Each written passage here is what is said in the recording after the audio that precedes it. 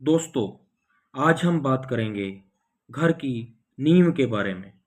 जिस घर की नींव मजबूत होती है, वह घर भी मजबूत होता है और मुश्किल परिस्थितियों में भी वह अडिग खड़ा रहता है। खासकर ये वीडियो उन लोगों के लिए है जो लोग ठेके पर घर बनवाते हैं। आप किसी को भी अगर ठेके पर घर बनवाने के लिए कहते हैं, तो आप इस चीज़ का ज़रूर ध्यान रखिए कि वह व्यक्ति नींवें बनाते समय उसमें किस मिक्सचर के साथ या किस प्रोपोर्शन में मसाला लगा रहा है और वह ईंटों को सही तरह से चुनाई कर भी रहा है या नहीं।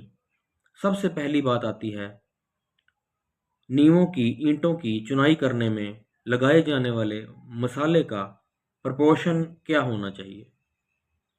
अक्सर जो लोग ठेके पर घर बनाते हैं, वे जो प्रोपोर्शन यूज़ करते हैं, वे कहते हैं कि हम 1/8 का मसाला नींवों की ईंटों की चुनाई में लगाते हैं। 1/8 का मीनिंग, अगर वे 1 तसला सीमेंट यूज़ करते हैं तो 8 तसले रेता यूज़ करते हैं। यह नींवों के हिसाब से सही नहीं है। नींवों में जब हम ईंटें लगाते हैं तो उनकी चुनाई के लिए 1/5 या 1/4 का ही प्रोपोर्शन में मसाला लगाना चाहिए, क्योंकि मजबूत घर के लिए नींव का मजबूत होना बहुत ज़रूरी है। अगर हम 1/5 का प्रोपोर्शन में भी मसाला लगाते हैं तो हमारे घर की नींवें मजबूत रहेंगी, जिसमें 5 तसले रेता होगा और 1 तसले सीमेंट होगा। अब बात आ जाती है नींवों में ईंटों की चुनाई किस तरह से की जाए। हाल ही में मैंने कुछ घरों को ठेके पर बनते देखा।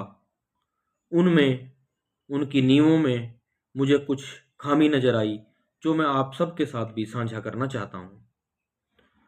अक्सर जो लोग अपने घर को ठेके पर ठेकेदार को बनाने के लिए दे देते हैं, मैं हर किसी ठेकेदार की बात नहीं कर रहा, लेकिन कई ठेकेदार पैसे बचाने के चक्कर में नींवों में जब ईंटों की चुनाई करवाते हैं तो मिस्त्री को कह देते हैं कि आप एक लेयर ईंटों की बिछाइए, उसके ऊपर आप दूसरी लेयर जब मसाले की बिछाएंगे तो उसके ऊपर आप ईंटें चुनाई कीजिए। उसके बाद आप फिर दोबारा से मसाले के ऊपर एक लेयर लगा दीजिए, उसके बाद अगली ईंटों की चुनाई कीजिए। वे गलती क्या करते हैं, जब नींव के लिए ईंटों की चुनाई होती है तो उसमें हर ईंट की चुनाई के लिए हमें ईंट दर ईंट बीच में मसाले की फिलिंग करनी होती है, लेकिन जल्दबाजी के चक्कर में, पैसे बचाने के चक्कर में ठेकेदार क्या करता है, वह सिर्फ नीचे लगी हुई ईंटों के ऊपर एक मसाले की लेयर बिछाता है। वह सोचता है कि यह लेयर ऑटोमेटिकली नीचे वाली ईंटों की दरारों में भर जाएगी, उसके बाद हम इसके ऊपर एक और लेयर बिछाएंगे और फिर अगली ईंटें लगा देंगे और उनके ईंटों के बीच में ईंट दर ईंट हम उनके गैप्स को मसाले से नहीं भरेंगे। वह इन ईंटों के ऊपर भी दोबारा मसाले की लेयर बिछाते हैं, जो ऑटोमेटिकली उनको लगता है कि उन दरारों में भर जाएगी। लेकिन जो ईंट दर ईंट मसाला लगता है, उसमें ईंट दर ईंट मसाला लगने से जब हम ईंट को कंप्रेस करके उसके बाद फिर मसाला लगाकर अगली ईंट लगाते हैं तो उसमें नींवों की मजबूती रहती है। लेकिन जब हम नीचे लगी हुई ईंटों के ऊपर मसाला डालते हैं और हम सोचते हैं कि ये ऊपर लगा हुआ मसाला ईंटों के बीच के गैप भर देगा, उसमें नींवों की या दीवार की वह मजबूती नहीं रहती, नींवों की वह मजबूती नहीं रहती जो हमें चाहिए होती है।